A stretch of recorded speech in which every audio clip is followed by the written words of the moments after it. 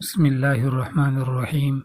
ایک شخص ایک ذبح کی ہوئی مرغی لے کر مرغی فروش کی دکان پر گیا اور کہا کہ بھائی ذرا اس مرغی کو کاٹ کر مجھے دے دو۔ مرغی فروش نے کہا مرغی رکھ کر چلے جاؤ اور آدھے گھنٹے بعد آ کر لے جانا۔ اتفاق سے شہر کا قاضی مرغی فروش کی دکان پر آ گیا اور دکاندار سے کہا کہ یہ مرغی مجھے دے دو۔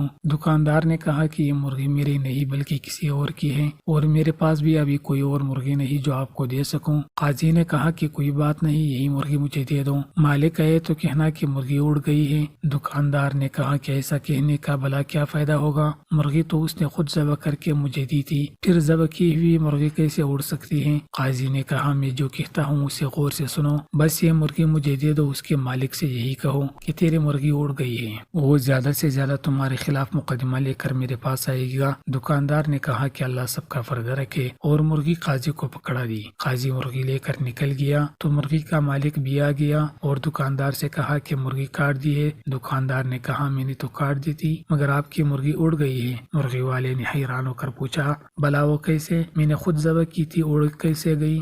دونوں میں پہلے نوک چونک شروع ہوئی اور پھر بات جھگڑے تک جا پہنچی، جس پر مرغی والے نے کہا کہ چلو عدالت قاضی کے پاس چلتے ہیں، اور چل پڑے۔ دونوں نے عدالت جاتے ہوئے راستے میں دیکھا کہ دو آدمی لڑ رہے ہیں، ایک مسلمان ہے جبکہ دوسرا یہودی۔ چھڑانے کی کوشش میں دکاندار کی انگلی یہودی کی آنکھ میں جا لگی اور یہودی کی آنکھ ضائع ہو گئی، اور لوگوں نے دکاندار کو پکڑ لیا اور کہا کہ عدالت لے کر جائیں گے۔ دکاندار پر دو مقدمے بن گئے۔ لوگ مرغی فروش کو لے کر جب عدالت کے قریب پہنچ گئے تو مرغی فروش اپنے آپ کو چھڑا کر کے بھاگنے میں کامیاب ہو گیا، مگر لوگوں کے پیچھا کرنے پر قریبی مسجد میں داخل ہو کر مینار پر چڑھ گیا۔ لوگ جب اس کو پکڑنے کے لیے مینار پر چڑھنے لگے تو اس نے چھلانگ لگائی تو ایک بوڑھے آدمی پر گر گیا، جس سے وہ بوڑھا مر گیا۔ اب اس بوڑھے کے بیٹے نے بھی لوگوں کے ساتھ مل کر اس کو پکڑ لیا اور سب اس کو لے کر قاضی کے پاس پہنچ گئے۔ قاضی مرغی فروش کو دیکھ کر ہنس پڑا کیونکہ اس سے مرغی یاد آ گئی، مگر باقی دو کیسوں کا علم اس سے نہیں تھا۔ جب قاضی کو تینوں کیسوں کے بارے میں بتایا گیا تو اس نے سر پکڑ لیا۔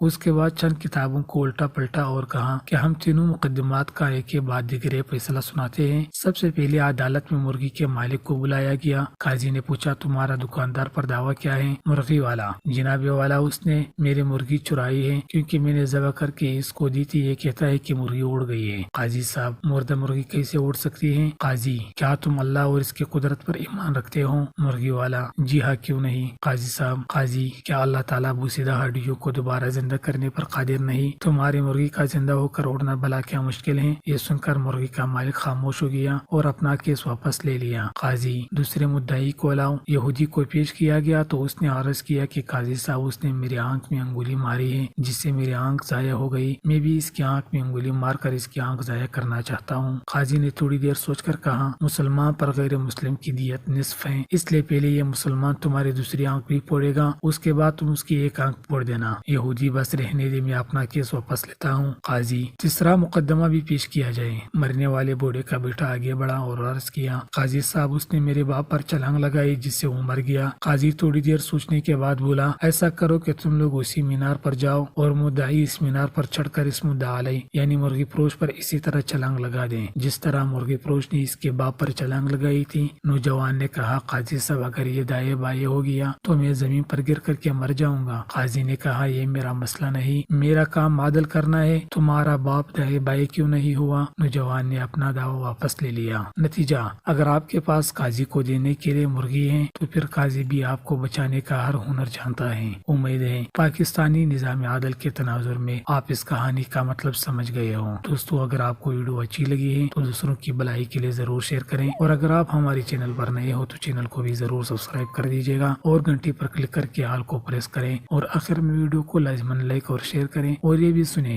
کہ کمنٹ باکس میں ضرور اللہ جل جلالہ اور محمد صلی اللہ علیہ وسلم کے نام لکھیں۔